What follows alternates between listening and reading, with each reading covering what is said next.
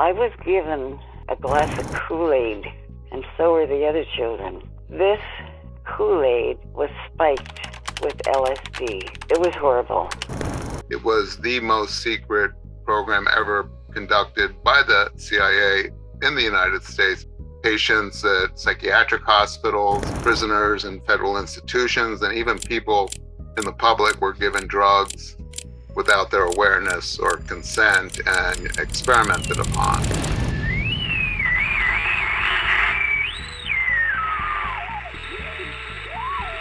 Mengapa orang lain berhak memilih apa yang tidak seharusnya kita pilih? Mengapa kesadaranku dipermainkan? Apakah informasi dariku cukup membantu? Atau kamu membutuhkan lebih banyak dari itu?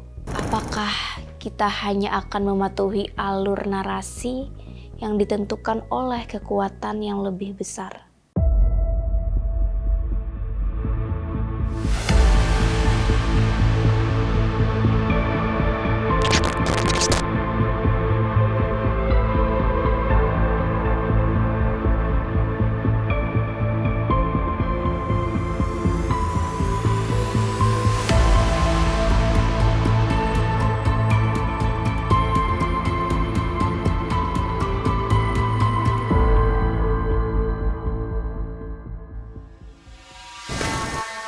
The manipulated mind.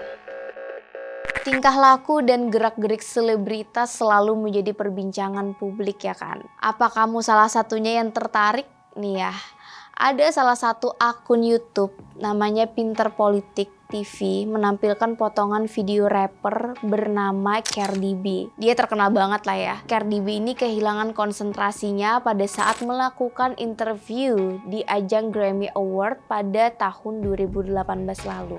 Tingkah laku rapper asal Amerika Serikat, Cardi B, saat sedang diwawancarai di acara Grammy Awards 2018 lalu.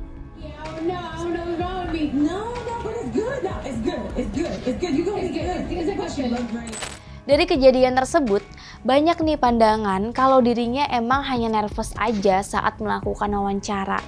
Dan ada juga ternyata yang mengaitkan hal tersebut dengan teori konspirasi. Dengan ada potongan video tersebut, ternyata makin membuat desas-desus yang menyebutkan para artis Hollywood itu adalah korban dari pengendalian pikiran yang dilakukan oleh pemerintahan Amerika Serikat. Lalu menurut kalian, gimana nih soal desas-desus itu? Apakah itu benar? MK Ultra.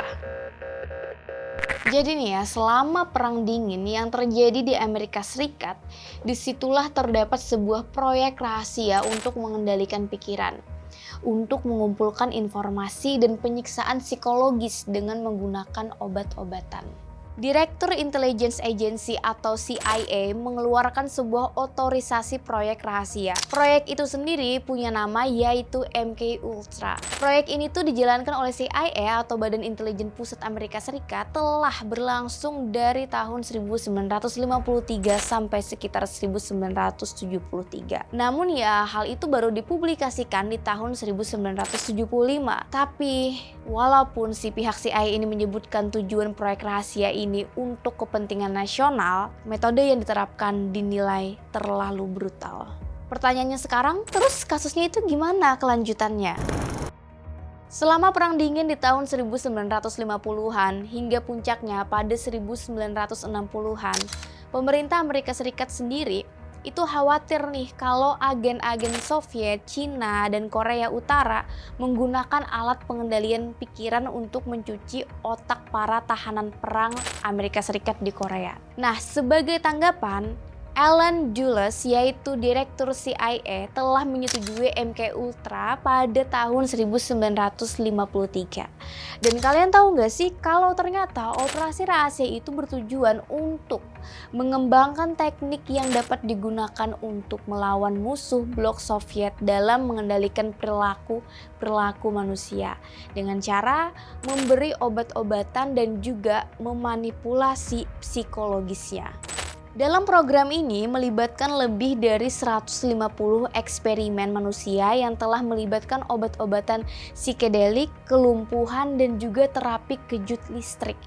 Dan proyek ini tuh udah melibatkan lebih dari 30 universitas dan institusi yang terlibat dalam riset yang didanai oleh CIA. Walaupun tidak semua pihak mengetahui jika badan intelijen tersebut menyandang dana mereka yang disalurkan atau dicuci lewat sejumlah shell organization.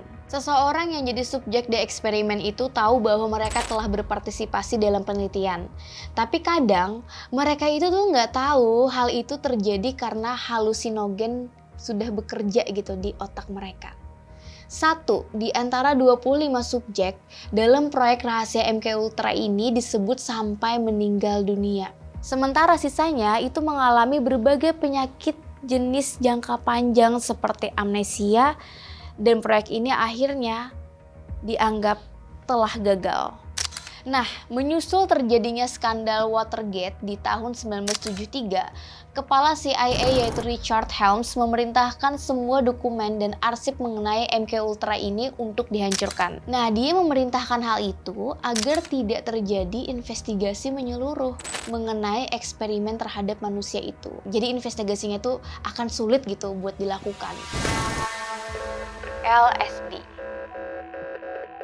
CIA mulai bereksperimen dengan LSD atau yang disebut dengan lysergic acid diethylamide di bawah arahan ahli kimia dan ahli racun, yaitu Sidney Gottlieb. LSD itu sendiri adalah jenis narkoba yang terbuat dari sari jamur yang tumbuh di tanaman gandum hitam dan biji-bijian. Proyek rahasia ini tuh diinisiasikan oleh direktur CIA yang bernama Allen Wells Dulles. Ya emang LSD ini dimanfaatkan udah sejak lama, dipakai sebagai obat bius dan untuk mendukung penelitian di bidang psikoanalisis. Dengan iming-iming penelitian LSD ini secara diam-diam diberikan kepada karyawan CIA, tentara Amerika Serikat, pasien gangguan jiwa, bahkan masyarakat umum. Sejumlah agen yang berperan sebagai konsultan proyek rahasia CIA yang bernama Operation Midnight Climax diketahui membayar sejumlah pekerja komersil untuk diam-diam memberikan obat tersebut kepada kliennya. Bahkan nih, ada sebuah dugaan kalau sejumlah rumah bordir palsu itu sudah didirikan untuk operasi itu. Para agen tersebut kemudian mengawasi reaksi targetnya lewat cermin dua arah. Mereka juga dilaporkan memasukkan obat ke minuman pelanggan bar dan restoran. Wah, ini parah banget sih. Bayangin tuh, korban-korban yang mendapatkan obat tersebut.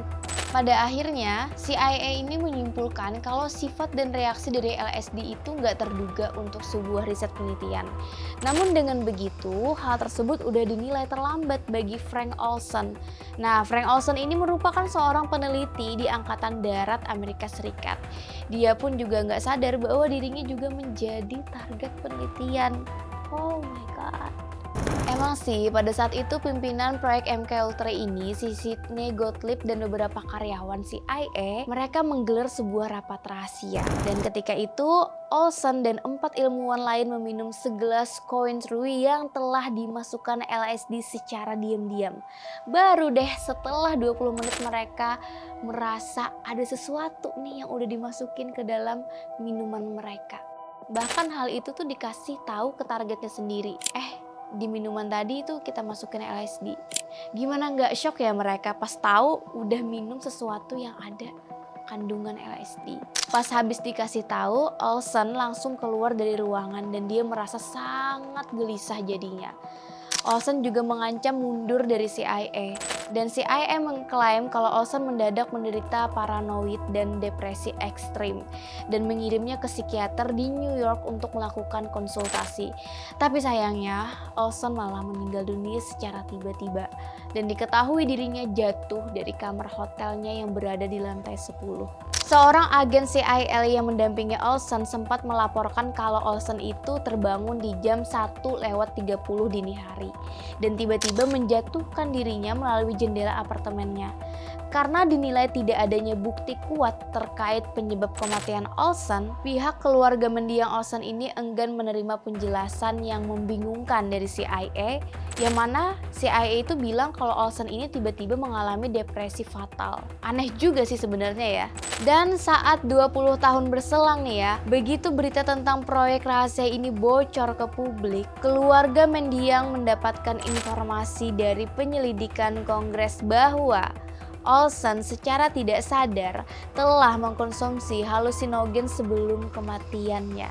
Tapi ya, CIA ini dia tuh masih bersikeras kalau penyebabnya Olsen meninggal adalah bunuh diri. Namun atas desakan Presiden Gerald Ford, mengkompensasi sebesar 750.000 US dollar diberikan kepada pihak keluarga Olsen pada akhirnya. Tapi dengan serangkaian kisah tragis akibat dari proyek MK Ultra itu harusnya sudah diakhiri. Ternyata proyek serupa masih tetap dijalankan oleh pemerintah Amerika Serikat. Pada tahun 1995, Presiden Amerika Serikat pada saat itu yaitu Bill Clinton meminta maaf atas eksperimen yang dilakukan pada tubuh manusia yang dilakukan tanpa izin di sejumlah rumah sakit, universitas, dan juga militer di seluruh negeri. Kacau sih. Nah, sekarang pertanyaannya gini. Apa sih hubungannya proyek ini sama artis-artis Hollywood pada saat ini? Ya kan? Jadi, ternyata para selebriti, politisi, dan orang-orang berpengaruh lainnya disebut-sebut adalah korban dari hasil eksperimen proyek MK Ultra. Kalau kita pikir logis nih ya, jika pemerintah dapat mengendalikan pikiran orang-orang berpengaruh tersebut, maka mereka bisa nih dengan mudahnya memanipulasi peristiwa atau kejadian dan juga persepsi publik. Iya dong. Ada seorang penulis Amerika Serikat yang bernama Mary D. Jones dalam bukunya yang berjudul A History of Mind Control, Surveillance and Social Engineering by the Government, Media, and Secret Societies. Dalam buku itu mengatakan kalau memang manusia itu punya dan memiliki ketertarikan untuk mengendalikan pikiran orang sejak lama. Hal tersebut dapat dibuktikan dari praktek korsif yang sudah dilakukan masyarakat sejak lama, khususnya di masyarakat kuno di Mesir. Menurut Mary, pengendalian pikiran adalah suatu bagian dari sifat alamiah manusia. Di Indonesia sendiri nih, praktek pengendalian pikiran juga bukanlah hal yang baru sih sebenarnya. Jika kita flashback ke belakang ya, memang ada beberapa acara televisi yang mempertontonkan teknik pengendalian pikiran. Contohnya, hipnotis. Tapi ya terlepas dari benar tidaknya kejadian tersebut, teori Mary cukup masuk akal sih. Kalau memang dia itu menyebutkan bahwa manusia ini memiliki sebuah ketertarikan alamiah untuk bisa mengendalikan pikiran orang lain. Gimana nih menurut kalian? Apakah kalian juga tertarik dengan hal-hal seperti ini? Mungkin pengen mengendalikan pikiran orang lain? Pengendalian pikiran seperti menguasai aliran sungai yang mahir akan mengarahkan arusnya ke tempat yang diinginkan. Sementara yang tidak berhati-hati akan terbawa olehnya.